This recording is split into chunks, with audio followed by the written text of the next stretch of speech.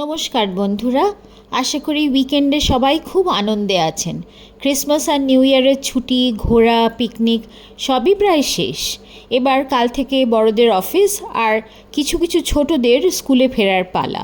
হয়তো আরও ছোটদের কয়েকটা দিন বেশি ছুটি আছে। সবার একটু একটু মন খারাপ হচ্ছে হয়তো।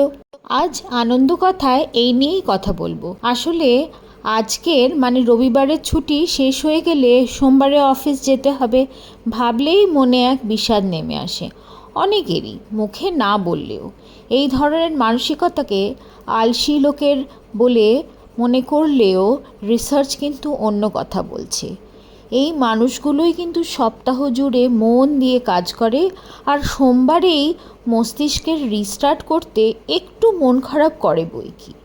আর এই বিষণ্ণতাকেই বলে মানডে ব্লুজ, যা উইকেন্ডের আরামের পর কাজের রুটিনে ফিরতে অনীহা থেকে হয়। কিন্তু ব্লু কেন?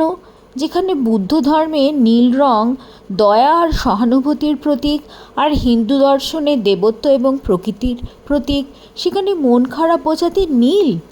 আসলে এটা ক্যাথলিক খ্রিস্টানদের সঙ্গে যুক্ত, মাতা মেরির পোশাকের মাধ্যমে। কিন্তু নীলেরও তো অনেক প্রকারভেদ আছে।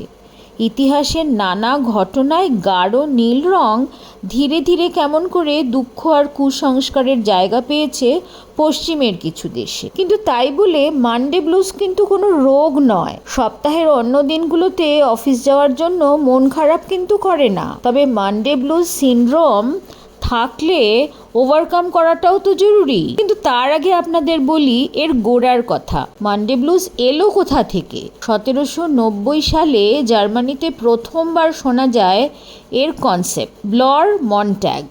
সেখানে লেবাররা উইকেন্ডে খুব ড্রিঙ্ক করে সোমবার খুব বেশি হ্যাংওভার থাকার কারণে কাজে যেত না, কারণ তাদের শনিবার দিন মজুরিটা দেওয়া হতো। নীল রংটা তাই জন্য তার দুঃখের রং বলে পরিচিতি পেয়ে গেল ধীরে ধীরে। 1830 সালে আমেরিকান সাহিত্যেও সেটা লেখা হলো। তাই তারা ধীরে ধীরে ডিসাইড করলো যে কী করে নিরাময় করবে।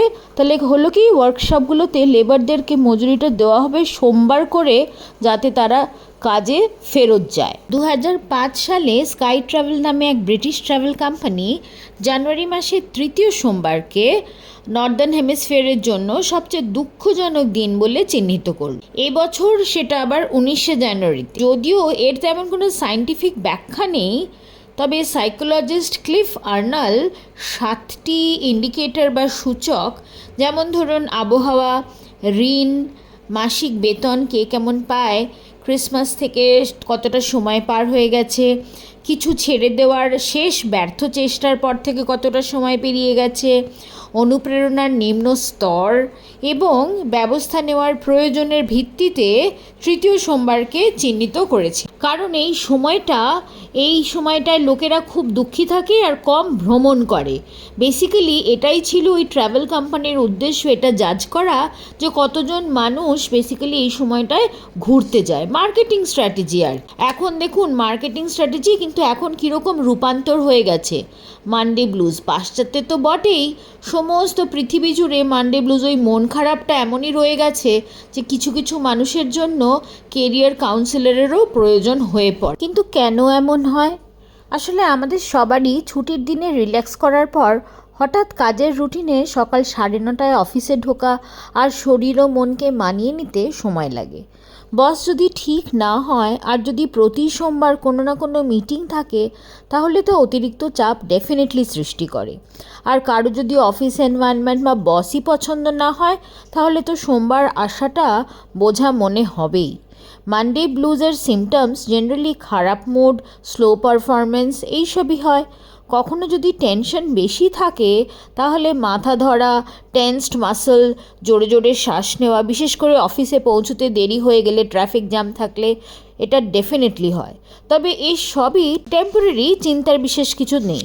তবে ওই যে আগে বললাম, যদি কারো ক্ষেত্রে এটা ক্রনিক হয়ে যায় তাহলে নেগেটিভিটি বেড়ে যাবে, তাহলে পরে এক্সপার্টের তো রায় নিতেই হবে।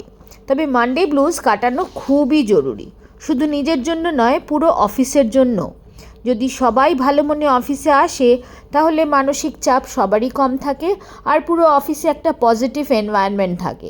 তাছাড়া খুশি হয়ে কাজ করলে তো কর্মদক্ষতা বৃদ্ধি পায় আমরা জানি, সেই সঙ্গে সবার সাথে রিলেশন ভালো থাকবেই আর পজিটিভ এনার্জি বস থেকে শুরু করে সমস্ত স্টাফের মধ্যে ছড়িয়ে পড়বে, সারা সপ্তাহ ভালো কাটবে, ঠিক একজনের মন খারাপ হলে যেরকম হয় আর কি। এই ক্ষেত্রেও তাই করা দরকার। আর যেহেতু এটা বহু পুরনো একটা সিনড্রোম, কোনো টিপস আছে কি এই মানডে ব্লুজ অ্যাভয়েড করার জন্য? এটাই ভাবছেন তো? এক্সপার্টসরা বা কেরিয়ার কাউন্সিলররা অবশ্যই কিছু টিপস দেন যাতে পুরো সপ্তাহের মুডটা খারাপ না থাকে। যেমন ধরুন শুক্রবারে যে কাজটা কমপ্লিট করে ফেলা যাবে যে সেটা যেন সোমবারের জন্য না রেখে আমরা বাড়ি যাই, সেটা করেই যেন আমরা বাড়ি ফিরি। পুরো গ্রুপকে বা বন্ধুদের বা কলিগদেরকেও সেটা যেন আমরা এনকারেজ করতে পারি। যদি আপনি সুপারভাইজার বা বস হয়ে থাকেন তাহলে সেটা ডেফিনেটলি আপনার জুনিয়রদেরকে বলবেন, এনকারেজ করবেন। আর আরেকটা ভীষণ ইম্পর্ট্যান্ট হচ্ছে কি ওয়ার্ক লাইফ ব্যালেন্স, যাতে ছুটির দিনে অফিসের কোনো কাজ বাড়িতে আমরা না করি। আর যদি আপনি এমপ্লয়ি হন তাহলে কাজের থেকে ডেফিনেটলি দূরে থাকবেন, ফ্যামিলি এবং বন্ধুদের সঙ্গেই সময় কাটানোর চেষ্টা করবেন। উইকেন্ডে যা আপনাকে আনন্দ দেবে সেটাই করুন। সেটা নিছক আড্ডা মারা হতে পারে, মুভি দেখা হতে পারে, বাচ্চার সঙ্গে সময় কাটানো হতে পারে, খেলাধুলো হতে পারে, যা ইচ্ছে। রবিবার রাতে ভালো করে ডেফিনেটলি ঘুমিয়ে নিতে হবে। নো লেট নাইট মুভিজ, গল্প, বন্ধু বান্ধব, তাহলেই কিন্তু প্রবলেম। সোমবার সকালে ভালো করে ব্রেকফাস্ট করে এমন একটা ড্রেস পরতে হবে যেটাতে ভীষণভাবে কনফিডেন্ট অ্যান্ড কমফোর্টেবল ফিল করি আমরা সবাই, আর দেখতে হবে তাতেই যেন মুডটা আপলিফ্ট হয়ে যায়। সোমবার বিকেলে পাড়ায় হোক বা কোনো সোশ্যাল নেটওয়ার্কিংয়ের সাথে হোক, সোশ্যাল মিডিয়ায় হোক, কফি শপে হোক, কোনো বন্ধুর সঙ্গে দিনের ক্লান্তি দূর করে নেক্সট ডের জন্য ফ্রেশ হয়ে যাওয়াটা ভীষণ ভীষণ জরুরি।